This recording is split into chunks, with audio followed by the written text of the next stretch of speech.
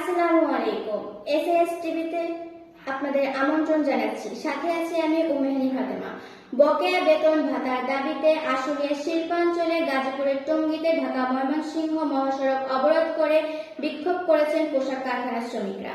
এ সময় বেশ কয়েকটি যানবাহন ভাঙচুরের ঘটনা ঘটেছে। অস্থিরতার কারণে পুলিশ জানিয়েছে যে সকলের দাবি আদায়ের কারণে বিভিন্ন কারখানায় ভিড় করছে শ্রমিকরা। এতে তৈরি হচ্ছে এক ধরনের বিশৃঙ্খলা পরিবেশ।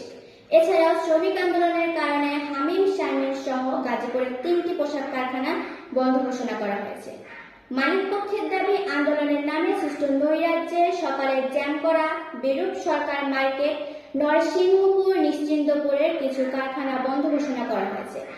8 ঘন্টা কাজ, মাসিক 25,000 টাকা বেতন, 15% হারে বাৎসরিক বেতন বৃদ্ধি, 15 দফা দাবিতে শ্রমিকরা আন্দোলন করছে।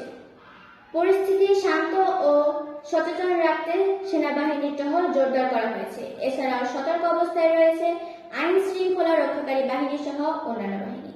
এই ছিল আজকের এসএস টিভির আয়োজন। আপনারা সবাই এসএস টিভির পাশে থাকবেন। ধন্যবাদ সবাইকে।